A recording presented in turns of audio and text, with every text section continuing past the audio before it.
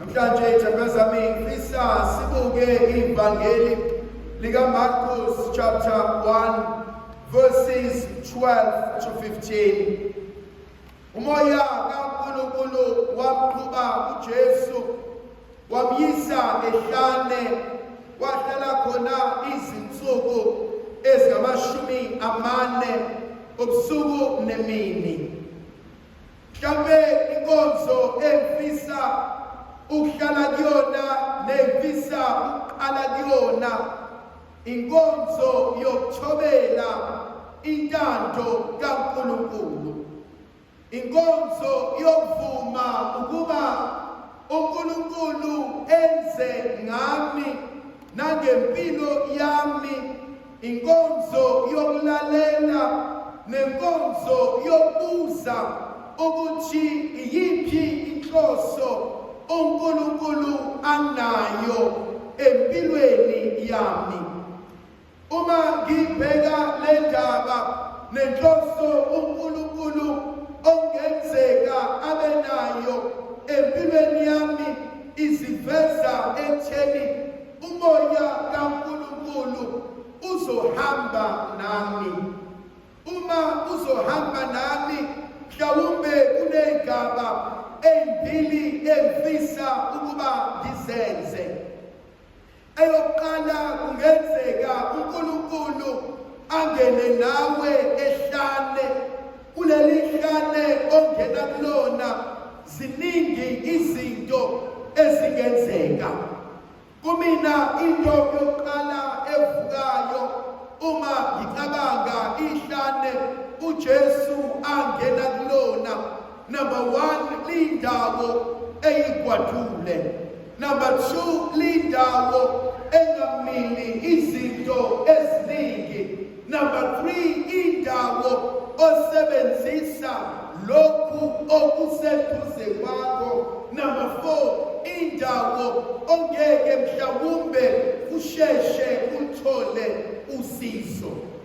Kodwa kuzo zonke lezi zigameko nakuyo yonke lolu hlobo lwempilo, iyodwa into ehlalayo kumina, uNkulunkulu ohlala nathi, uNkulunkulu ohamba nathi, uNkulunkulu oqondayo isimo sempilo engibhekene naso.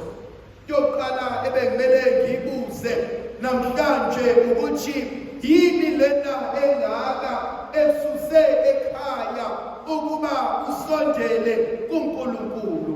Yini lena engaka esuse phansi ukuba uze uzohlala uzihlanganise noNkulunkulu? Siqhamuka emndenini ehlukene, siqhamuka kwizimo ehlukene, siqhamuka nezinto ney'nkinga ehlukene.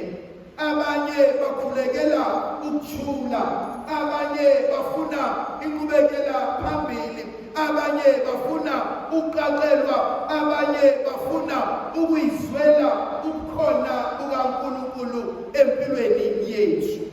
Kunenkonzo evukayo kumina uma uShadrach noMeshach no-Abednego bebhekana nesitha esineBukadneza, sifuna ukuba benze into abangakholelwa kuyona, benze into emelene nombuso kaNkulunkulu.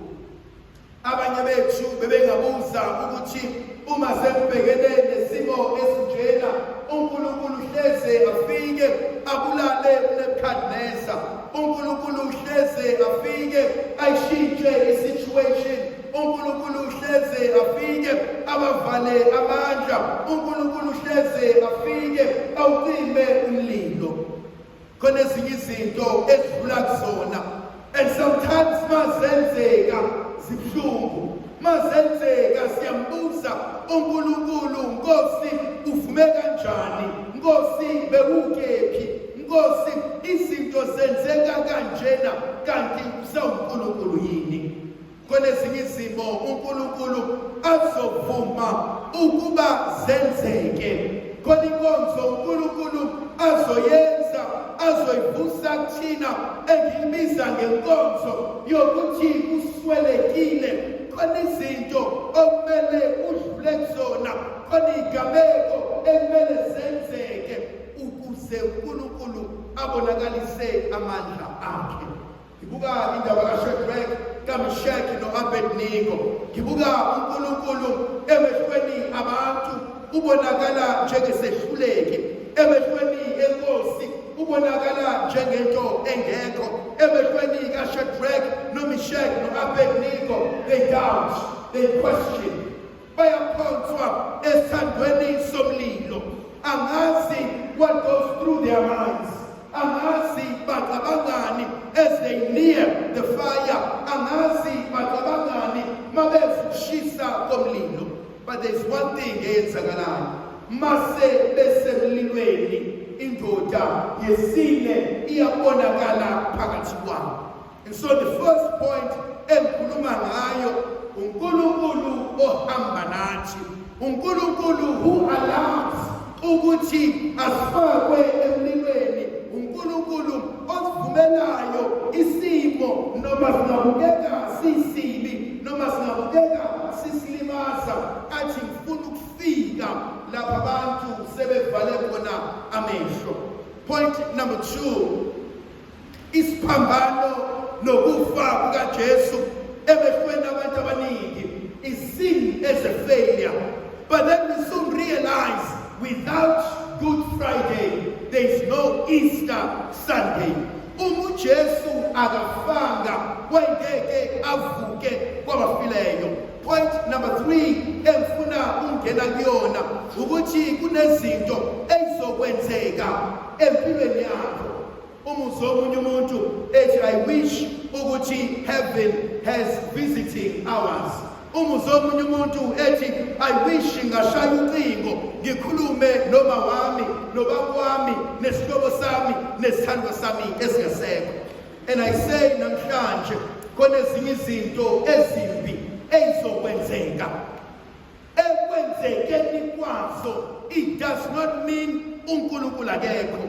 Sometimes in the silence of God, His presence is so real. Lapho izinto nabantu sebehlehla yena uyasondela.